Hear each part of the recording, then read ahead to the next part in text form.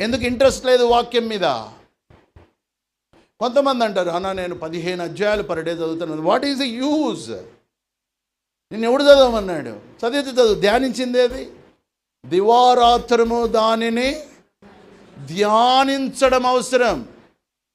నన్ను అడిగారు కొంతమంది, అన్న ఎన్నిసార్లు బైబిల్ చదివి? నాకు అసలు గుర్తులే, నేను చదవలేదు కూడా. బైబిల్ అంతా చదివితే ఏమొస్తుంది? పట్టుకున్న ఒక మాట ధ్యానించు. బైబిల్ ఇంత చదవాలని ఎక్కడ రాయలే.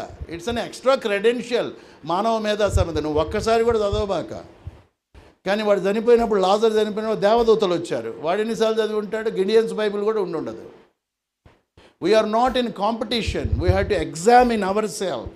ప్రతి వాడును తన్ను తాను పరీక్షించుకొని అలాగు చేసి ఆ రొట్టెను తిని, ఏ రొట్టెను? వాక్యమనే శరీరమనే రొట్టెను తిని.